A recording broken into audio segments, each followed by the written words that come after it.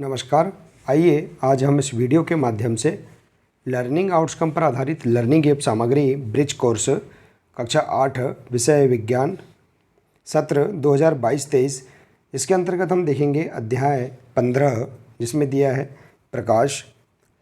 देखिए, हम इस अध्याय के अंतर्गत दिए गए अवधारणा का जो परिचय है उसका हम विस्तार से अध्ययन कर लेंगे। इसके बाद हम इसके अंतर्गत दी गई अभ्यास वर्कशीटों के प्रश्नों के आंसर हम इसी अवधारणा के परिचय से आसानी से हम पूर्ण कर सकते हैं। तो आइए हम देखते हैं। देखिए, यदि आप इसी प्रकार से इसके आगे के सभी अन्य विषय और इसके आगे के अन्य अध्यायों के वीडियो आप देखना चाहते हैं तो आप हमारे इस चैनल से जुड़े रहिए। इस चैनल को सब्सक्राइब अवश्य कर लें और साथ ही बेल आइकन को प्रेस ज़रूर कर लें ताकि आने वाले सभी नए वीडियो आप तक पहुंचते रहेंगे। तो आइए देखते हैं अध्याय 15 प्रकाश। इसका हम अवधारणा का परिचय इसका हम अध्ययन कर लेते हैं। देखिए, आप इसका विस्तार से अध्ययन करेंगे। दिया है प्रकाश का परावर्तन। दिया है प्रकाश सरल रेखा में गमन करता है। प्रकाश की दिशा को परिवर्तित करने की एक विधि है यह है कि इसे किसी चमकदार पृष्ठ पर डाला जाए। कोई भी पॉलिश किया हुआ अथवा चमकदार पृष्ठ दर्पण की भांति कार्य करता है। जब प्रकाश किसी दर्पण पर पड़ता है तो दर्पण अपने ऊपर पड़ने वाले प्रकाश की दिशा को बदल देता है। दर्पण प्रकाश की दिशा का यह परिवर्तन प्रकाश का परावर्तन कहलाता है। तो इस प्रकार से आप यहाँ पर इसे पढ़ लेंगे। इसके बाद क्रियाकलाप दिया गया है प्रकाश के परावर्तन से संबंधित, इसका आप अध्ययन कर लेंगे। देखिए, दिया है समतल दर्पण में मोमबत्ती का प्रतिबिंब, इसको आप विस्तार से पढ़ लेंगे। इसके बाद है देखिए पेज नंबर 136। इसमें दिया है देखिए दक्षिण या वाम, इस प्रकार से आप यहाँ पर देख लेंगे। दिया है एक समतल दर्पण के सामने खड़े होकर अपने प्रतिबिंब को देखिए। आप देखेंगे कि प्रतिबिंब में दक्षिण या वाम दिखाई पड़ता है तथा वाम दक्षिण दिखाई पड़ता है। केवल पार्श्व साइड में यह अदला बदली हुई प्रतिबिंब उल्टा या ऊपर का भाग नीचे नहीं दिखाई देता। रोगी वाहनों पर शब्द एम्बुलेंस निम्नांकित चित्र की भांति लिखा जाता है क्योंकि जब रोगी वाहन के आने वाले वाहनों के चालक अपने पश्य दृश्य दर्पण में देखते हैं तो वे रोगी वाहन पर लिखे एम्बुलेंस को स्पष्ट पढ़ सकते हैं और उसे आगे जाने के लिए रास्ता देते हैं। तो इस प्रकार से आप यहाँ पर इसे समझ सकते हैं। देखिए, इसके बाद है गोली दर्पण। गोली दर्पण के बारे में आप पढ़ लेंगे। गोली दर्पण तथा अवतल दर्पण और उत्तल दर्पण के बारे में दिया गया है। इसका चित्र दिया है, इसे भी आप समझ लेंगे। इसके बाद है देखिए चम्मच के बाहरी प्रस्तुत द्वारा बना प्रतिबिंब और चम्मच के भीतरी पोस्ट द्वारा बना प्रतिबिंब। इसके बाद है अवतल दर्पण तथा उत्तल दर्पण के उपयोग दिया गया है, इसे भी आप समझ लेंगे। उत्तल लेंस अवतल लेंस के बारे में दिया है। इस प्रकार से पेज नंबर 137, पेज नंबर 138 सूर्य का प्रकाश श्वेत अथवा रंगीन, इसे भी आप समझ लेंगे। यहाँ देखिए, इस प्रकार से यहाँ पर दी गई अवधारणा के परिचय का आप गहन अध्ययन कर लेंगे। इसके बाद हम देखेंगे अवधारणा का परिचय समझने के बाद अब हम देखेंगे वर्कशीट क्रमांक 1, पेज नंबर है 139। इसमें दिया है प्रश्न। देखिए, इन सभी वर्कशीटों में प्रश्नों के जो आंसर दिए हैं इनके आंसर आप ऊपर दी गई अवधारणा के परिचय से आसानी से लिख सकते हैं। इस प्रकार से पहला प्रश्न है प्रकाश का परावर्तन किसे कहते हैं। तो इसका आंसर है प्रकाश किरणों का दर्पण या किसी अन्य चमकीली सतह से टकराकर पुनः उसी माध्यम में लौटने की घटना को प्रकाश का परावर्तन कहते हैं। अगला प्रश्न है समतल दर्पण द्वारा बना प्रतिबिंब के अभिलक्षण लिखिए। तो समतल दर्पण द्वारा बनने वाले प्रतिबिंब के निम्नलिखित अभिलक्षण होते हैं। पहला है समतल दर्पण द्वारा बना प्रतिबिंब हमेशा सीधा आभासी बनता है। दूसरा है प्रतिबिंब का आकार वस्तु के आकार के बराबर होता है। तीसरा है प्रतिबिंब दर्पण के पीछे उतनी ही दूरी पर बनता है जितनी दूरी पर वस्तु दर्पण के आगे रखी गई है। तो इस प्रकार से आप अभिलक्षण इसके लिख सकते हैं। अगला है रोगी वाहनों पर एम्बुलेंस शब्द उल्टा क्यों लिखा जाता है। तो रोगी वाहन पर एम्बुलेंस शब्द उल्टा लिखा जाता है क्योंकि जब रोगी वाहनों के आगे वाले वाहनों के चालक अपने पश्च दृश्य दर्पण में देखते हैं तो रोगी वाहन में लिखे एम्बुलेंस शब्द को स्पष्ट पढ़ सकते हैं और उसे आगे जाने के लिए रास्ता दे सकते हैं। इसके बाद है अगला, हमें वस्तुएं कैसी दिखाई देती हैं। तो दिया है इसका आंसर इस प्रकार से लिख सकते हैं, जब प्रकाश किसी वस्तु पर आपतित होता है तो वह परिवर्तित होकर हमारी आँखों तक पहुँचता है, जिसके फलस्वरूप हमें वस्तु दिखाई देती है। इसके बाद है, एक समतल दर्पण के सामने खड़े होकर अपने प्रतिबिंब को देखिए, आपको अपना प्रतिबिंब कैसा दिखाई देगा। तो अपने प्रतिबिंब में दक्षिण वाम दिखाई देगा और वाम दक्षिण दिखाई देगा, अर्थात केवल पार्श्व साइड में यह अदला बदली हुई है। इसके बाद है अभ्यास वर्कशीट क्रमांक 2। इसके अंतर्गत प्रश्न है, उत्तल दर्पण किसे कहते हैं। तो देखिए इसका आंसर, किसी गोली दर्पण का परावर्तक पृष्ठ उत्तल है तो उसे उत्तल दर्पण कहते हैं। उत्तल दर्पण द्वारा किसी दर्पण द्वारा वस्तु का प्रतिबिंब वास्तविक तथा उल्टा बनता है। किस दर्पण के द्वारा। तो इसका आंसर है अवतल दर्पण के द्वारा। इसके बाद है पेज नंबर 140। इसमें दिया है प्रश्न, स्टेनलेस इस्पात के चम्मच का भीतरी पृष्ठ एवं बाहरी पृष्ठ किस दर्पण की तरह कार्य करते हैं। तो स्टेनलेस इस्पात के चम्मच का भीतरी पृष्ठ अवतल दर्पण और बाहरी पृष्ठ उत्तल दर्पण की तरह कार्य करते हैं। इसके बाद है अगला प्रश्न, दंत विशेषज्ञों द्वारा अवतल दर्पण का उपयोग क्यों किया जाता है। तो इसका आंसर है, दंत विशेषज्ञों द्वारा अवतल दर्पण का उपयोग दांतों का बड़ा प्रतिबिंब देखने के लिए किया जाता है।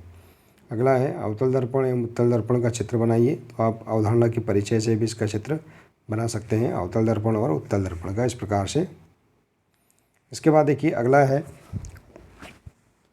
अभ्यास वर्कशीट क्रमांक 3।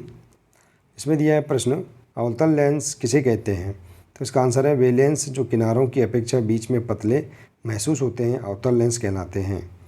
अगला है, उत्तल लेंस द्वारा किस प्रकार का प्रतिबिंब बनता है। तो उत्तल लेंस द्वारा वास्तविक एवं उल्टा प्रतिबिंब बनता है।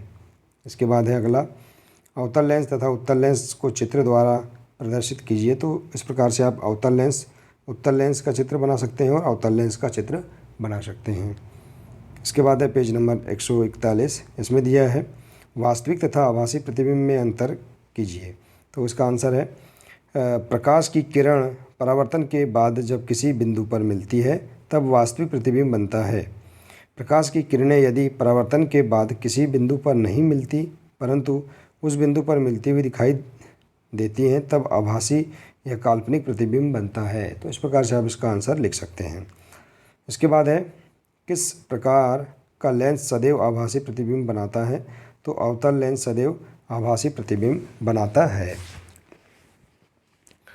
इसके बाद अगली वर्कशीट है वर्कशीट क्रमांक 4। इसमें दिया है प्रश्न, जब प्रिज्म में से श्वेत प्रकाश को गुजारा जाता है तो वह कितने रंगों में विभक्त हो जाता है। तो इसका आंसर है, जब प्रिज्म में से श्वेत प्रकाश को गुजारा जाता है तो वह 7 रंगों में विभक्त हो जाता है।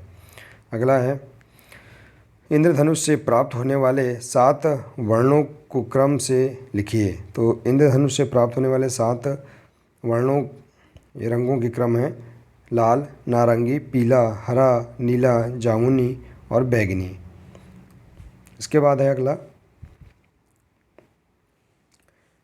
पहली ने एक वृत्ताकार डिस्क की सहायता से एक छोटा सा लट्टू बनाया जिस पर इंद्रधनुष के 7 रंगों से पेंट किया। जब लट्टू घूर्णन करता है तब किस रंग का दिखाई देगा, कारण बताइए। तो जब लट्टू घूर्णन करता है तब श्वेत रंग का दिखाई देगा, क्योंकि श्वेत रंग या सूर्य का प्रकाश विभिन्न 7 वर्णों से मिलकर बनता है।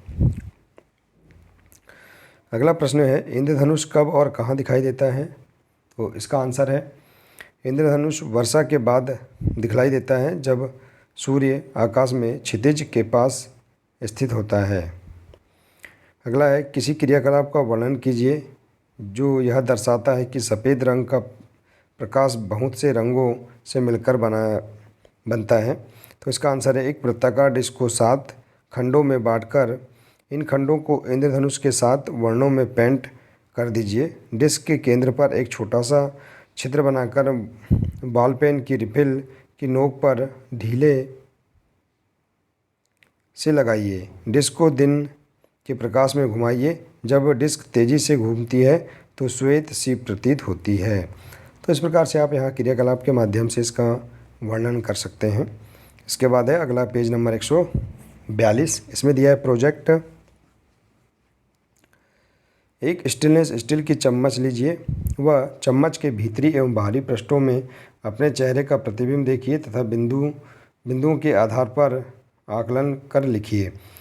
बिंदु दिए हैं। भीतरी पृष्ठ से किस प्रकार का प्रतिबिंब बनता है और यह पृष्ठ किस दर्पण की तरह व्यवहार करता है। दर्पण का चित्र बनाइए। तो भीतरी पृष्ठ में अवतल दर्पण का प्रतिबिंब बनता है। वास्तविक तथा उल्टा भी बनता है। इसके बाद है बाहरी पृष्ठ किस दर्पण की तरह व्यवहार करता है। तो बाहरी पृष्ठ उत्तल दर्पण की तरह व्यवहार करता है। प्रतिबिंब की प्रकृति होती है सीधी, आभासी तथा वस्तु से छोटा। अगला है समतल दर्पण, उत्तल दर्पण तथा उत्तल दर्पण के उपयोग की सूची बनाओ। तो अब यहाँ पर इसकी सूची बना सकते हैं। इसके बाद है आपके घर यहाँ आसपास में ऐसी वस्तुओं की सूची बनाओ जो अवतल दर्पण तथा उत्तल दर्पण की तरह व्यवहार करती हैं। तो आप यहाँ पर सूची बना सकते हैं जो अवतल दर्पण और उत्तल दर्पण की तरह व्यवहार करती हैं। और यहाँ दिया है अपना स्वयं का इंद्रधनुष बनाने का प्रयास कीजिए। इस कार्य को आप प्रातःकालीन या सायंकालीन कर सकते हैं। सूर्य की ओर अपनी पीठ करके खड़े हो जाइए। बगीचे में पानी देने के लिए काम आने वाला मोटा पाइप लेकर अपने सामने पानी का फव्वारा बनाइए। इस फव्वारे में आप इंद्रधनुष के वर्ण देख सकते हैं। अपने इंद्रधनुष का चित्र बनाइए तथा सभी प्राप्त रंगों को क्रमशः नाम लिखिए। तो आप इंद्रधनुष का चित्र भी बना सकते हैं यहाँ पर। ठीक है। इसके बाद है स्व आकलन दिया है। रिक्त स्थानों की पूर्ति कीजिए। प्रकाश खालिस्तान में गमन करता है तो प्रकाश सरल रेखा के अनुदिश में गमन करता है। दर्पण द्वारा प्रकाश की दिशा का परिवर्तन खालिस्तान कहलाता है, परावर्तन कहलाता है। अगला है जो लेंस किनारों की अपेक्षा बीच में पतले होते हैं क्या कहलाते हैं। अवतल लेंस कहलाते हैं। यदि किसी गोली दर्पण का परावर्तक पृष्ठ अवतल है तो उसे खालिस्तान दर्पण कहते हैं, अवतल दर्पण कहते हैं। इसके बाद है श्वेत प्रकाश खालिस्तान वर्णों का मिश्रण है। तो श्वेत प्रकाश 7 रंगों वर्णों का मिश्रण है। तो इस प्रकार से आप रिक्त स्थान की पूर्ति कर सकते हैं। इसके बाद है सत्य असत्य। पहला दिया है अवतल दर्पण से हम वास्तविक, आवर्धित तथा उल्टा प्रतिबिंब प्राप्त कर सकते हैं। तो यह असत्य है। इसके बाद है अवतल दर्पण के सामने खड़े होकर प्रतिबिंब देखने पर प्रतिबिंब में दक्षिण वाम दिखाई पड़ता है और वाम दक्षिण दिखाई पड़ता है। तो यह कथन सत्य है। अगला है वास्तविक प्रतिबिंब को पर्दे पर प्राप्त किया जा सकता है। असत्य। अब है पेज नंबर 143। इसमें है उत्तल दर्पण का उपयोग वाहनों में साइड मिरर में होता है। तो यह सत्य है। पर्दे पर प्राप्त किए जाने वाले प्रतिबिंब आभासी प्रतिबिंब कहलाते हैं। तो यह भी कथन सत्य है। तो इस प्रकार से आप सत्य असत्य वाले प्रश्नों को भी पूर्ण कर सकते हैं। अगला है जोड़ी बनाओ कॉलम ए और कॉलम बी में। तो देखिए इस प्रकार का जो ये चित्र है ये उत्तल लेंस का है। ये फिर देखिए अवतल लेंस का चित्र है। इसके बाद है परावर्तक पृष्ठ। देखिए अवतल दर्पण इसका चित्र है। इसके बाद है उत्तल दर्पण का चित्र है। तो इस प्रकार से आप यहाँ पर दर्पण के आधार पर सही जोड़ी का मिलान आसानी से कर सकते हैं। इसके बाद देखिए अगला है एक शब्द या एक वाक्य में उत्तर दीजिए। प्रश्न है एक स्टेनलेस स्टील की चम्मच के बाहरी पृष्ठ पर बना प्रतिबिंब होता है सीधा, आभासी वस्तु के साइज से छोटा एवं छोटा प्रतिबिंब। अगला है समतल दर्पण में प्रतिबिंब बनता है सीधा, आभासी तथा समान माप का। और इंद्रधनुष में रंग होते हैं 7 रंग होते हैं। इसके बाद अगला है आँख, नाक और कान के डॉक्टर रोगी के निरीक्षण में किस दर्पण का उपयोग करते हैं। अवतल दर्पण का। अगला है वृत्ताकार डिस्क को कितने खंडों में बांटा गया है। तो 7 खंडों में बांटा गया है। अगला है अंग्रेजी या अन्य कोई भाषा जिसका आपको ज्ञान है उसकी वर्णमाला के उन अक्षरों का पता लगाइए और लिखिए जिनके समतल दर्पण में बने प्रतिबिंब बिल्कुल अक्षरों के सदृश लगते हैं। तो AHIMOUVWXY,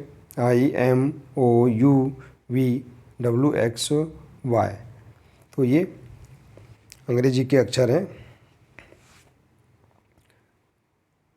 जिनके माध्यम से हम समतल दर्पण में बने प्रतिबिंब के अक्षरों को सदृश लगते हैं। हम इस प्रकार से इसका आंसर पूर्ण कर सकते हैं। तो देखिए, इस प्रकार से हम यहाँ पर इस अध्याय के अंतर्गत दिए गए सभी प्रश्नों के आंसर हम आसानी से इस अवधारणा के परिचय से खोजकर हम लिख सकते हैं।